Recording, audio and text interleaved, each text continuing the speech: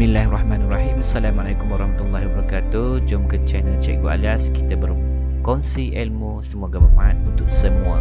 Jangan lupa tekan like, share dan subscribe. Bismillahirrahmanirrahim. Assalamualaikum warahmatullahi wabarakatuh. Apa khabar anak-anak murid semua di luar sana? Cikgu doakan semoga kamu semua berada dalam keadaan sihat, sentiasa dan terus bersemangat untuk meneruskan pembelajaran dari rumah. Baiklah, sama-sama kita berdoakan semoga COVID-19 ini terus pergi daripada bumi ini dan kita dapat pergi ke sekolah untuk belajar dengan lebih baik. Baiklah, terima kasih sekali lagi kerana sudi mengunjungi channel Cikgu Alias. Hari ini kita dalam tema ke-7, unit 19 dengan tajuknya terrarium atau pasu. Apa itu terrarium atau pasu? Pasu mesti kamu tahu. Terrarium tu apa pula? Okey. Gambar cikgu tu pening-pening nak pilih yang mana satu, terrarium ke atau pasu. Okey. Baiklah, untuk pembelajaran pada hari ini kamu boleh rujuk buku teks dalam halaman 145. Okey. Jom kita mulakan. Baiklah, sedikit maklumat pembelajaran pada hari ini. SK-nya 2.2, membaca, memahami dan menakul bahan multimedia. Okey, SP-nya pula 2.2.1, membaca dan memahami maklumat berdasarkan bahan multimedia untuk membuat pertimbangan dan keputusan. Kemahiran kali ini nak mengajar kamu bagaimana untuk membuat keputusan serta pertimbangan. Okey, timbang dulu kemudian buat keputusan. Baik, objektifnya murid dapat memberi 2 daripada 3 keputusan hasil bacaan yang dibaca. Ada maklumat lah. Okey, baik, mari kita teruskan. Okey, aktiviti pertama kita membaca dan memahami teks. Cikgu baca, kamu dengar. Okey, dan kamu boleh mengulang baca, mengulang-ulang kalilah tengok video cikgu ni. Okey, yang pertama, Afifi dan Sofia berkongsi cerita tentang tanaman mesra alam mereka kepada rakan sekelas. Okey, apa kata Afifi? Selamat sejahtera kawan-kawan. Hari ini saya akan bercerita tentang terrarium mesra alam milik saya. Terrarium ialah bekas sinar yang digunakan untuk memelihara tumbuh-tumbuhan kecil. Saya menghasilkan terrarium mesra alam ini di dalam bekas kaca yang pelbagai saiz dan bentuk. Bekas ini biasanya saya tutup untuk mencegah kehilangan lembapan. Tanaman ini senang untuk saya jaga. Saya tidak perlu menyiram tanaman ini selalu. Terrarium ini boleh diletakkan di ruangan kecil dalam rumah. Terrarium menjadikan ruang tamu dan bilik tidur saya cantik dan ceria.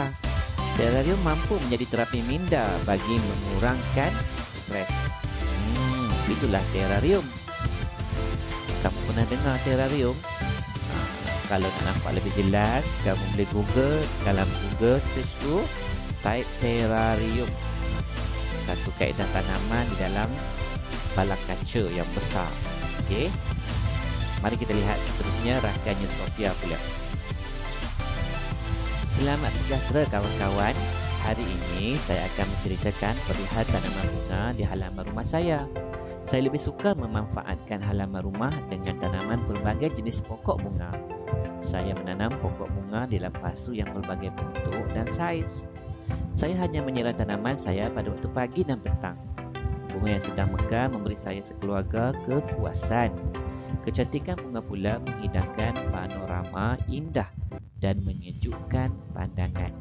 Bagi saya, hobi ini juga antara terapi untuk menenangkan diri sambil bersantai dengan keluarga tersayang. Ini tanaman dalam pasu. Okey, bagi murid-murid perempuan pasti suka menolong ibu bapa menanam pokok bunga di luar rumah, kan? Okey. Baiklah, kita dah baca kedua-dua teks yang disampaikan oleh Afifi dan Sofia. Mari kita pergi ke aktiviti yang seterusnya. Okey, maklumat yang diperolehi daripada bahan yang telah kita baca seperti tadi, cikgu telah huraikan dalam bentuk poin. Okey.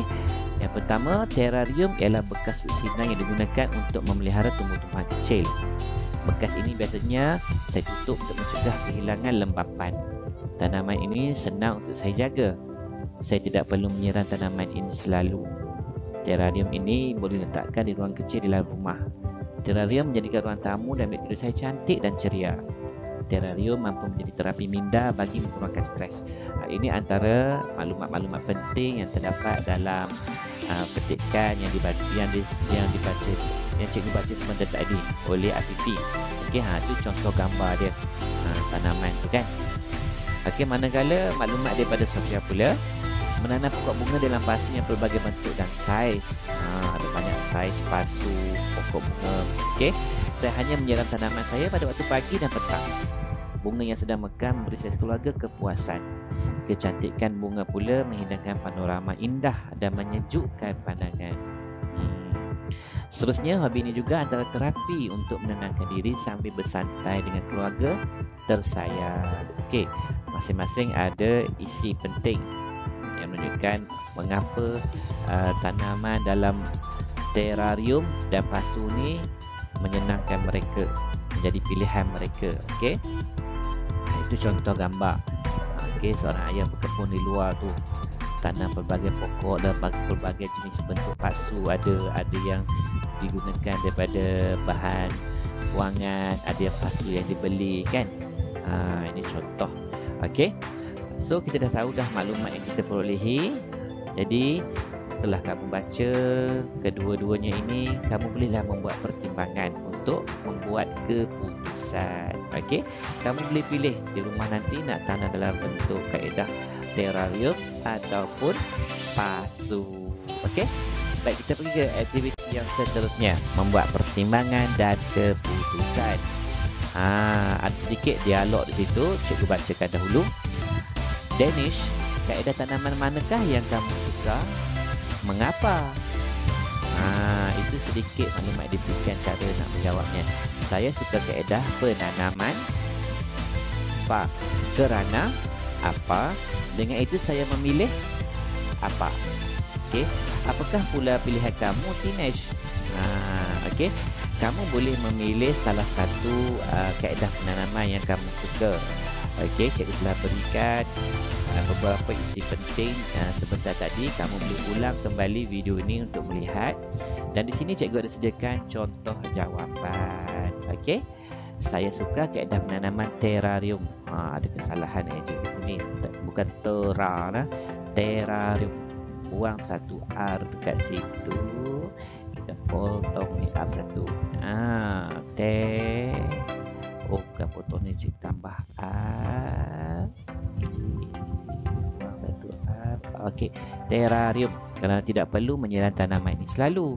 Selain itu, ia boleh letakkan di ruangan kecil dalam rumah yang menjadikan rumah tamu dan bilik tidur saya cantik dan ceria. Terarium juga mampu menjadi terapi minda bagi mengurangkan stres. Dengan itu, saya memilih penanaman terarium. Terpulanglah kamu nak pilih mana kan? Boleh nak buat kaedah terarium dulu ke ataupun pasu dulu ke, mana pun boleh. Okey, cikgu bagi contoh jawapan.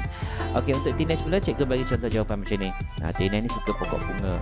Okey, saya pula suka kaedah penanaman pasu kerana saya dapat memanfaatkan halaman rumah dengan menanam pelbagai jenis pokok bunga di dalam pasu yang pelbagai bentuk dan saiz. Saya hanya menyiram tanaman pada waktu pagi dan petang. Bunga yang sedang mekar memberi saya sekeluarga kepuasan. Kecantikan bunga pula menghidangkan panorama indah dan menyejukkan pandangan. Bagi saya, hobi ini juga ada terapi untuk menenangkan diri sambil bersantai dengan keluarga tersayang. Dengan itu, saya memilih kaedah penanaman pasu. Kamu boleh olah ayat ini. Okey, kamu boleh olah ayat ini. Cikgu bagi jawapan ini sekadar cadangan. Okey. Baiklah, cikgu harap sedikit sebanyak dapat membantu kamu untuk menyelesaikan soalan yang diberikan oleh guru masing-masing. Okey, terima kasih kepada semua yang sudi mengunjungi channel Cikgu Alia. Jangan lupa tekan like, share dan subscribe. Jaga diri, patuhi SOP. Kita jumpa lagi. Assalamualaikum warahmatullahi wabarakatuh.